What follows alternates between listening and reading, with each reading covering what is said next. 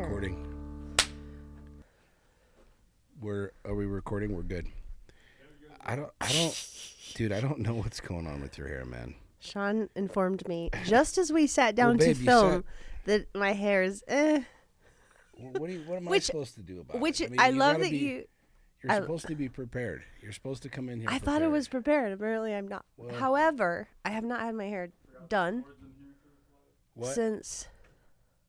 Oh, yeah. I have not had my hair done since the 1st God of December. Let there be light. Hey, those of you that are listening, you have no idea what we're talking about. Oh, yeah. But we got Robbie who's jamming. He's uh-oh.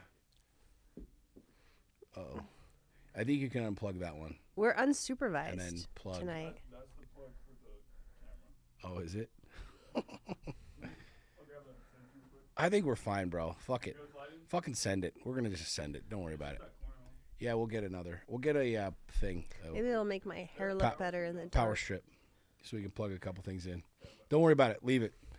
All right, guys, welcome. We're doing this in the evening time. It's the evening right now, and some of the cameras are working, some aren't. We got Robbie. He's a stud. He's our a new videographer. But here we are. We're here. Here we are.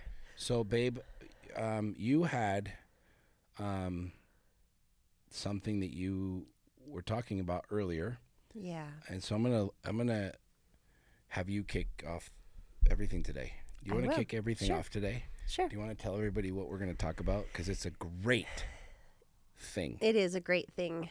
To preface, Sean and I very intuitively come up with what to talk about on this show. And we usually come up with it about a few minutes, possibly an hour before we begin. It's not true at all. It is. Carry on. It is true. We talk sometimes for days about what we want to talk about. We talk in the shower in the morning. We talk about it at night. We say this would be good for the podcast. There are some episodes that we are very, very, very prepared, that we have a day or two Small or three. percentage of them. We're not talking percentages, but it is true. But there are some episodes that we're just like, yo, what should we talk about? And that's fine. You're right. Carry on. I know I'm right. Keep going. Okay, back to what I was saying. Why don't you just talk about this episode, dear? Do you need to start over? Do you need to go get your hair straight? I would love for you to let me finish. Go ahead. This episode, as many of them, come to us intuitively, and this one kept popping into my brain, and it was about like the power of choosing monogamy. Because in the world we're in right now, it's a very swipe culture, it's very surface level, and there's, if you think about what it's like to date a lot of people, which most people listening to this will understand that. It's very, to me, my experience was very diluting. It's like you spread yourself very thin amongst a lot of people, and you're not, in my opinion, I wasn't fulfilling much. And so, this was what brought up the thought. And then I came across Aubrey Marcus's, I don't know if it was his wedding vow video, but he talks about... It's a cool poem. Yeah, it's a very cool poem, but what sounds like it could be wedding vows. And it talks about choosing his queen. And it's beautiful. I'll put the link in and share it with all of you. So that's what kicked us off today. And that's what kicked off this episode of The Power of Monogamy. We'll talk about it. Carry on. Add to it. Well, so we were talking about this same concept a couple days ago, monogamy and choosing, like choosing a relationship. This is something we've talked about quite a few times. This is something we talk about frequently, choosing a relationship. And I just saw Aubrey Marcus's video when you showed it to me here a couple hours ago, which was really cool. It's an interesting conversation because if you step back a little bit, like we've talked about this before, monogamy is new. In the grand scheme of things, monogamy, the idea of monogamy is actually a fairly new thing. Read the Bible. In the Bible, wives and concubines and the whole thing. So this concept of monogamy really is a new concept. amongst human beings. And by new, I mean, within literally like the last couple 100 years kind of a deal. Even shorter than that. But it's interesting because, if were raised in a religious culture, you were raised with that ideology of, cheating and lying and one person and save yourself from marriage, and marriage is the deal, and you're committing yourself to one person and this and that and the other. And it's interesting listening to Aubrey's video where he talks about that choice, and I think that's really the premise of, and what is, bringing this thing all the way down. What you and I are always talking about is it's a choice. Yeah. You can choose to date 50 people. You can choose to have side chicks or side dudes or multiple relationships. There's a lot of people that choose to have multiple relationships, that make the choice, not just as like oh shit, I hate my life, I'm going to go cheat, but like, I'm going to have multiple relationships with multiple people. Yeah. And it's funny because Aubrey Marcus was very much an advocate of, what was it? Polyamorous, which is isn't that like having multiple relationships with people? Which is interesting because he was, for a number of years, very much an advocate of that and a practitioner of that. But the interesting thing for me about monogamy and choosing that is it really is a cool opportunity, being in a relationship, to choose the relationship. You know what I mean? Like, we could choose whatever we want. We could say, hey, we want to have an open relationship. And we could both emotionally, psychologically choose that. And there's a lot of people that live that life, and who are we to judge whether they're happy or not happy or this or the other? Right. I believe that, hell, I can barely handle one woman, let alone 3 or 4 or 10 or 20, right? But I have found that specifically in our relationship, having the reality of choice, knowing that every single day I wake up, I'm choosing a relationship. I'm choosing you. I'm choosing the work that goes into you. I'm choosing the work that goes into us. It's a different mindset for me because, number one, I've never had an open relationship. I'm not interested in an open relationship. I don't like to share my toys. You know what I'm saying? I never liked to share my toys when I was a kid, and I don't like to share my toys now. I just don't like the idea of it, period. I never have, and I don't know that I ever would. But the thing that I really feel strongly about around this conversation is knowing that, number one, relationships are a choice. Yeah. And I think whatever you choose, you got to choose all of it. And you got to choose what you're doing with purpose and intention. And if that means you want to be in a different relationship or an open relationship, so be it. But we live in a day and an age and a culture where we're living on the fence. We're sitting on the fence. A lot of people are sitting on the fence in every facet of life, whether it's business, whether it's their fitness, whether it's their relationships. And it's really easy to do that, but I believe it's actually one of the hardest things to do. I think it's actually harder to sit on the fence than it is to fucking choose. Because when you're sitting on the fence, there's so many unknowns. When you're sitting on the fence, you're never really sure of anything. You don't know what would happen if you did this. You don't know what would happen if you did this. Getting off the fence and choosing, in my personal opinion, is one of the single greatest things that we'll do as a human being. And I think choosing a relationship, it's ridiculously fucking hard. It's ridiculously fucking intimidating and scary to choose someone, to commit to someone, to say, even just without getting married, just verbally saying, I'm with you, I'm in, I'm all in, I'm committed, right? Yeah. Like there's a lot of trepidation that goes into that choice because of past things and fears and traumas and this and that and the other. But I really truly believe that a monogamous relationship is one of the single, most difficult things someone will do, but one of the most rewarding things someone will do. And I don't mean difficult like it's hard to just not go fuck all of the neighbors. What I'm saying is planting that flag and saying, this is my jam, this is my relationship, this is my person, this is my lover, because the mind wants easy. And I want to explain this because I think people will say, well, it's not easy for me to be in a monogamous relationship. What I'm talking about is like being all in and never having the thoughts or the doubts that everyone has when the times get tough. Well, fuck. maybe it'd be easier to do this. Maybe it would be easier to quit.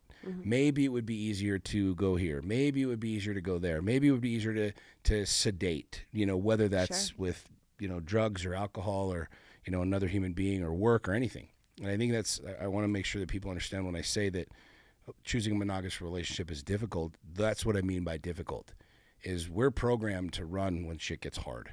It's in our DNA, right? We're programmed to run when something gets difficult. And choosing a person and choosing a relationship, choosing a monogamous relationship, in my opinion, is one of the most gangster things that you'll do.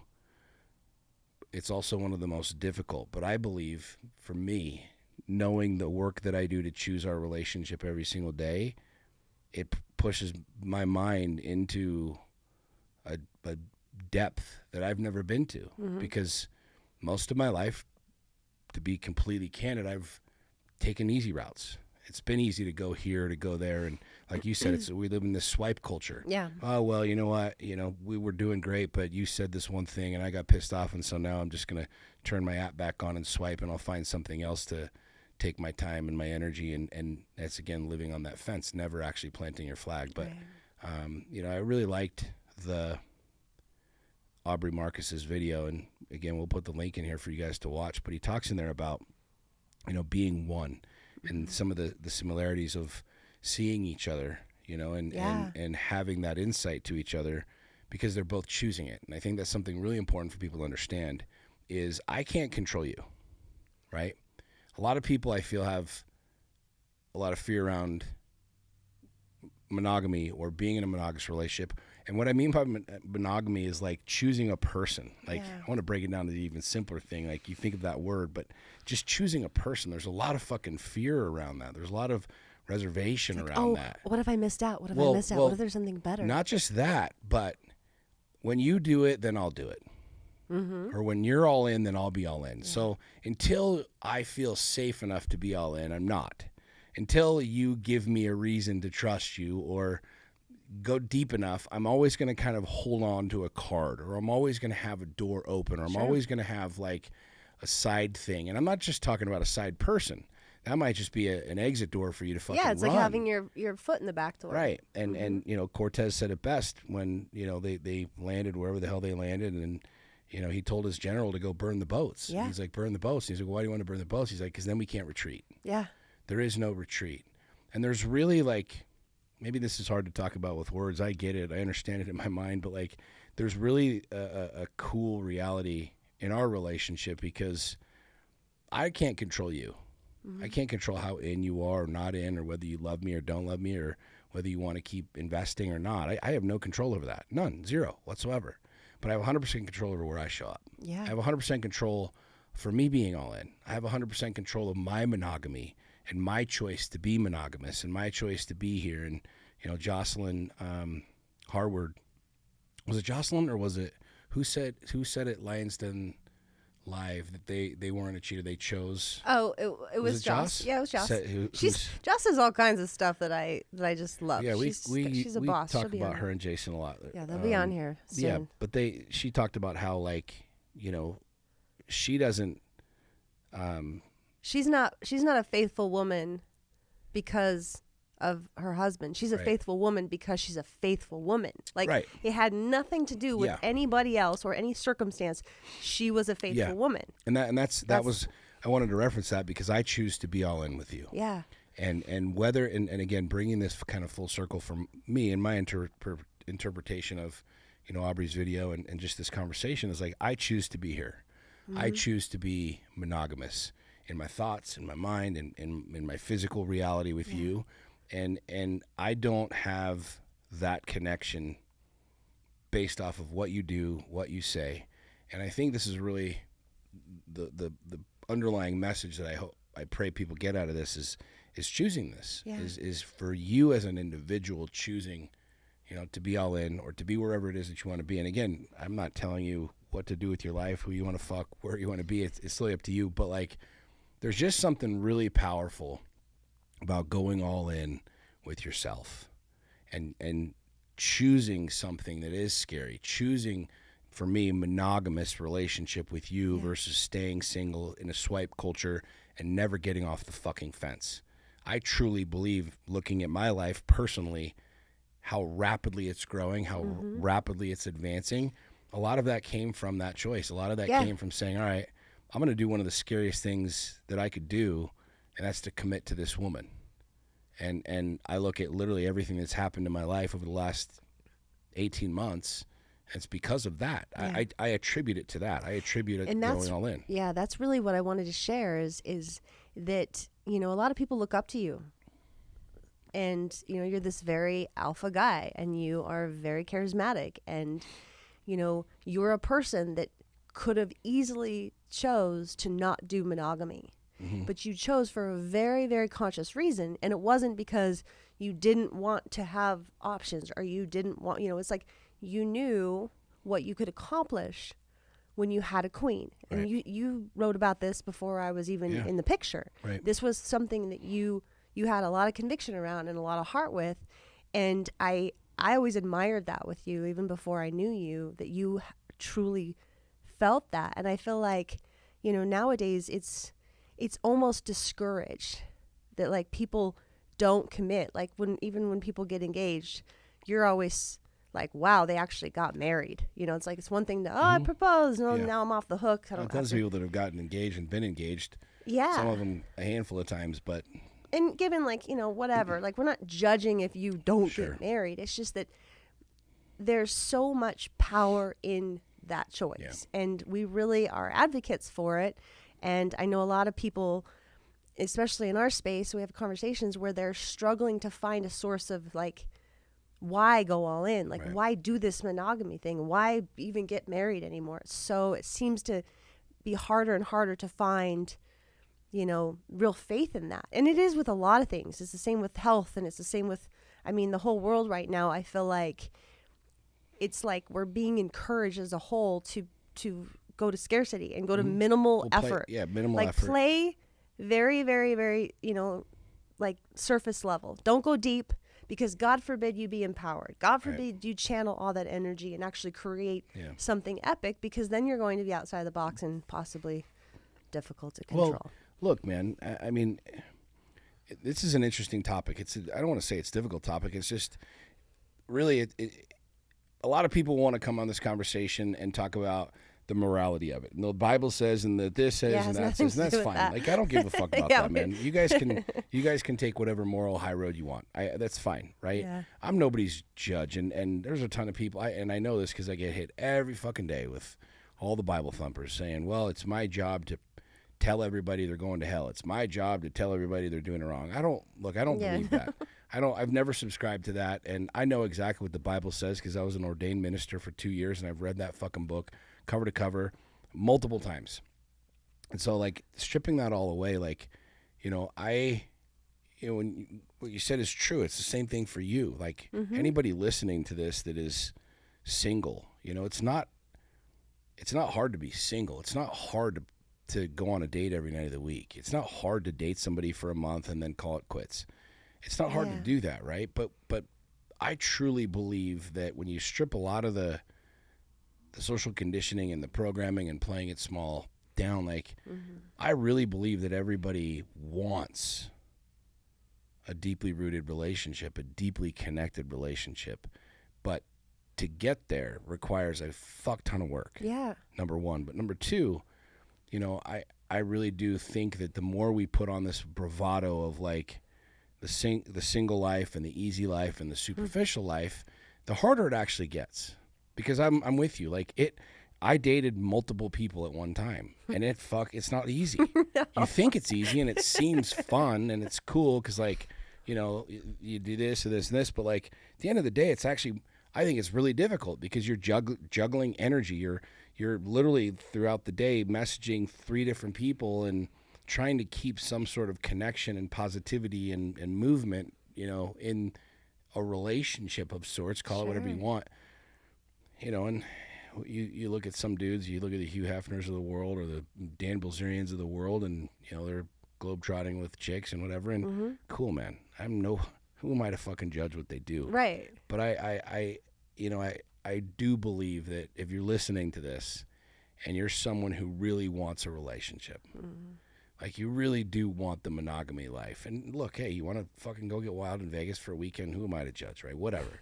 But if you're somebody who, like, really wants a best friend, like, you want that partner, you know, I think you and I got to that point where we were like, look, we both kind of, in 1.0, tasted the fruit, right? We were kind of like, oh, okay, whoa, this is the good shit, right? Wow. But I don't really know. You know, I got a couple other freaking things lined up on Bumble, so let's see how those go, right? But, like, I really do think that the fact that you and I were wanting that and going down that path and becoming the people who could choose that and could live that, you know, it was really fucking hard. But at the same time, like, it's one of the most rewarding things. I'm in the most rewarding relationship I've ever been in. I'm in the most comfortable, pleasurable, trusting relationship I've ever been in, you know? Yeah. Kudos to you, babe. Thanks. Hats off. I was like, that's so sweet. Hats I love off to that. me. Thanks. I'm working really hard for this thing. You know what I'm saying? It's really more of a compliment for me, but whatever. Good job, love. Anyways, good job. No, but I mean, I you know, this is, I think a lot of people look at this conversation too as just a very, like, linear, look, it's monogamy. This is what it is. And you hear that word and it just has this singular connotation. And there are a lot of layers to it. There's a lot of freaking depth to it.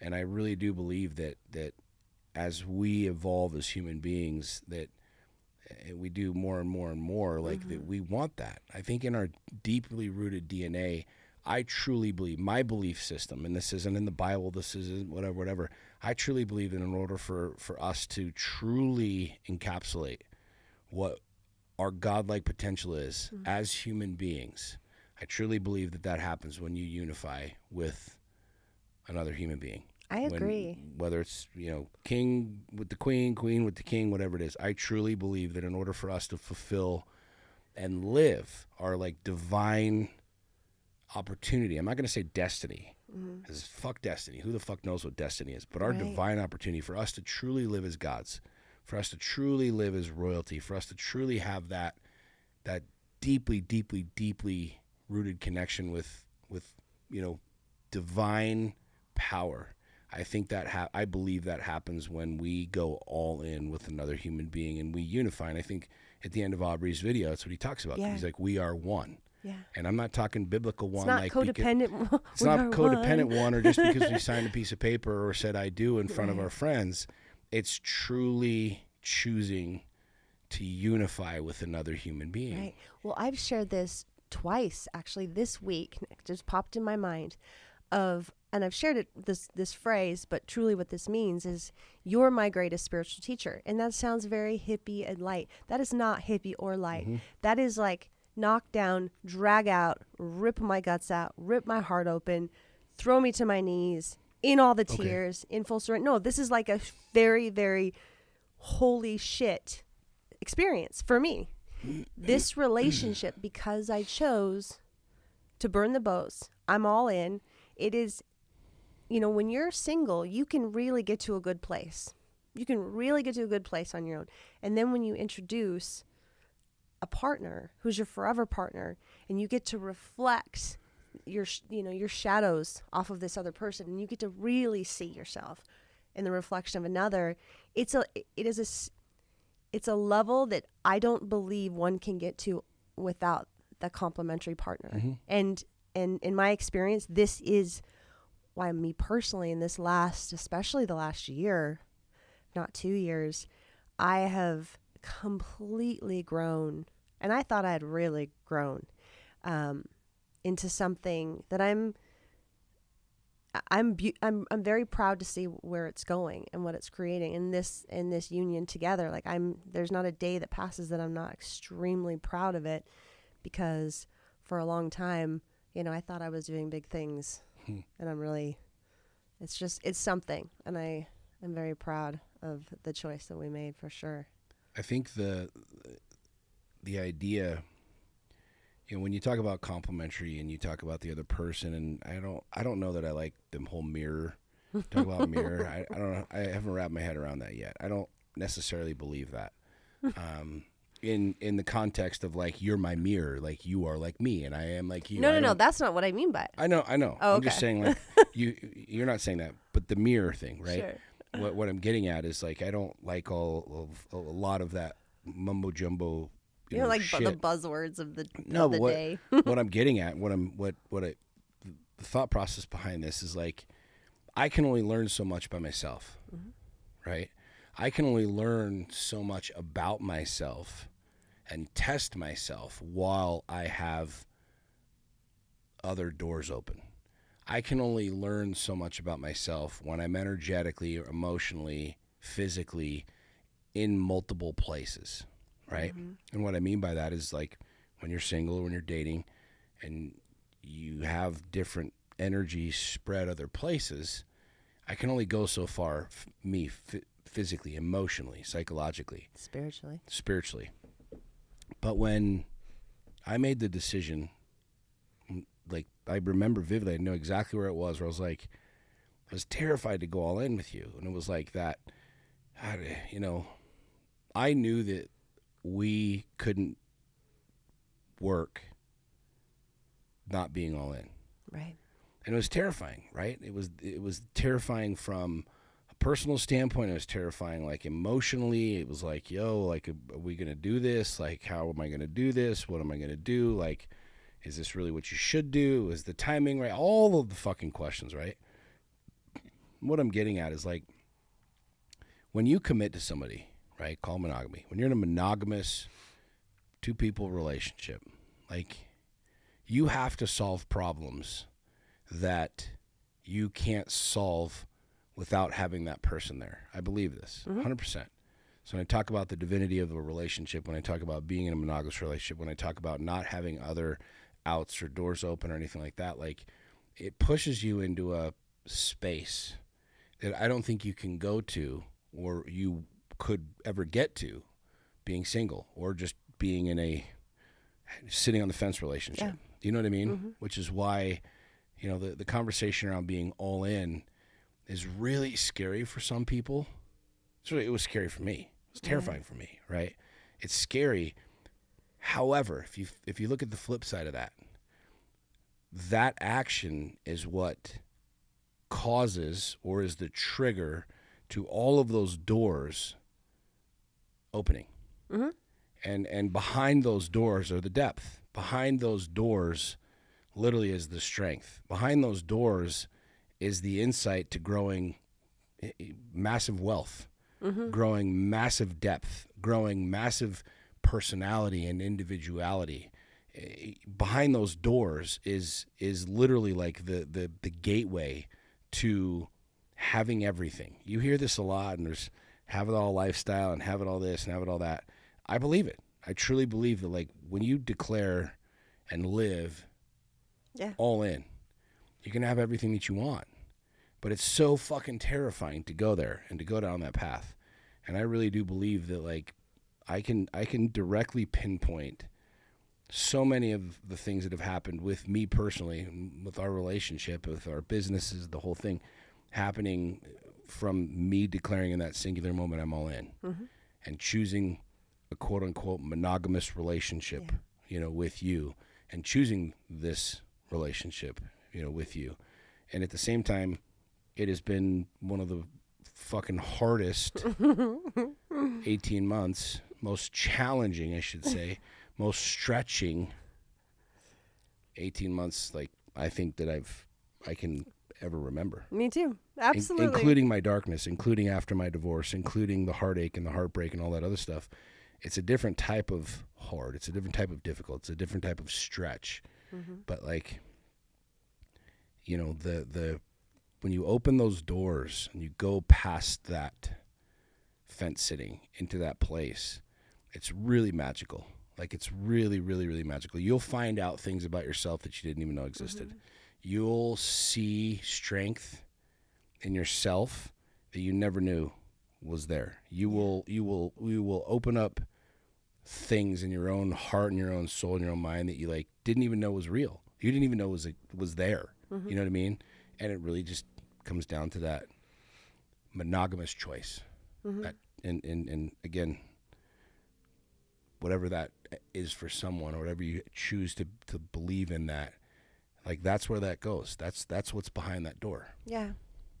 And I guess to wrap up this whole thing with everyone out there that's like, so then where's my partner? Where are you? Because, hello, is we have a lot of people in our space that they are single and they are staying with it and they are keeping that faith. We're not and playing matchmaker. We're not advocating a freaking Sean dating is so site far here. very successful in I'm matchmaking. 1 for 1. I've only set up 2 human beings and they're now engaged. Let's see if they make it to the finish So he's line. gonna keep the odds on his side, and he's retired. Mm-hmm. But what I want to say about that is just also like you keeping the faith in that is part of getting in alignment with finding that person that's grinding and building and thriving and keeping that same faith, and eventually the universe will connect you, and you just have to believe that. Yeah, it's I bigger than believe that. faith, though. It's bigger than But faith. the action, which I just said, yeah. but you have to keep the faith, because the faith is the hard part that people struggle with. We talk to a lot of people and they're like, I'm doing it. Like, yeah, but where's my person? And it's like, I don't know. I don't know. I who am I to judge? But I know that, like, you and I are not, maybe we're an exception to the rule. I don't know. Maybe, my mom always said I was special, so maybe. I don't believe that. We have so many people in our space with incredible marriages. I know, but what I'm saying is maybe you and I are like in that single world, and that single dynamic where we talk about people actually make it to the finish line and creating that monogamous unification. I really do believe that, like, you have to embody it. You have to become it. Mm-hmm.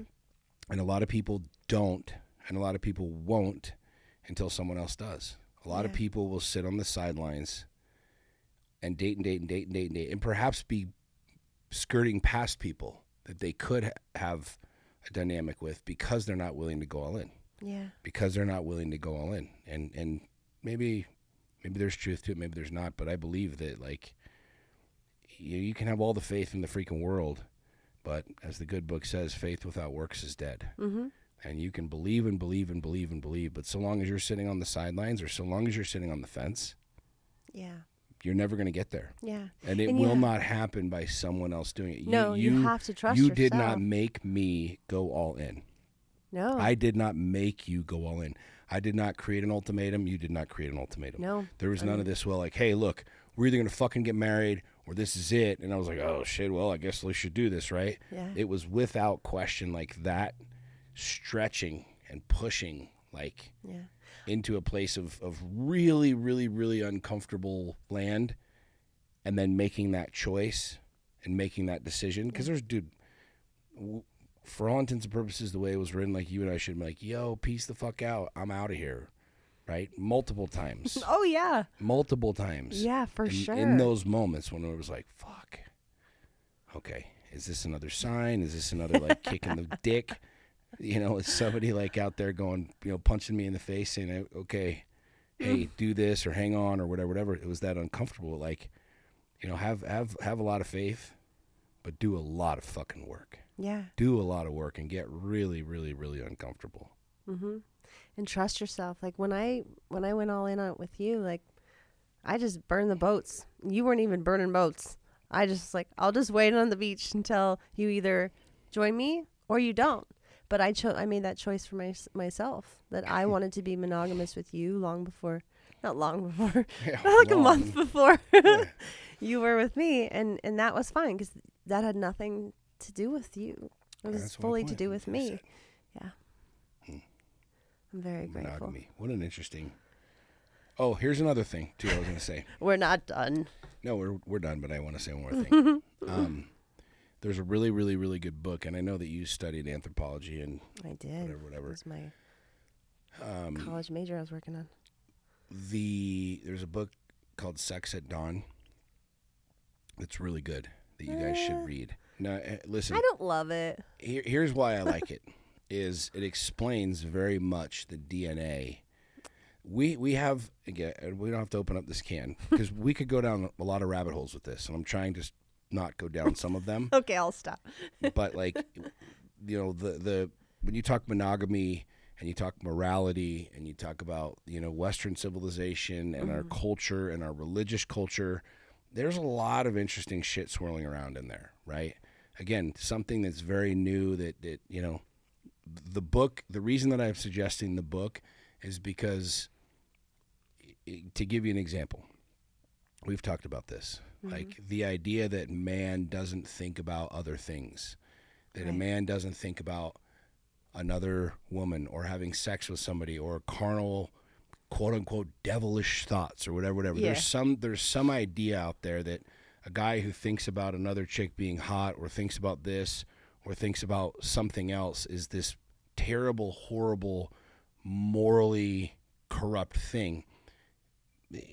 In the DNA of man, of human beings, of us as a species, there's a lot of interesting things happening there. And so I suggest the book simply because there are a lot of people that have this misconception around, you know, what man really is and what's inside of man, and the conversation around unification and sex and connection and all of these other things. So I'm going to stop there because I don't want to go down the rabbit hole, because it's a fun conversation, actually. It is an interesting book. It's a really interesting book, and it's a great conversation. But I strongly suggest you guys read it.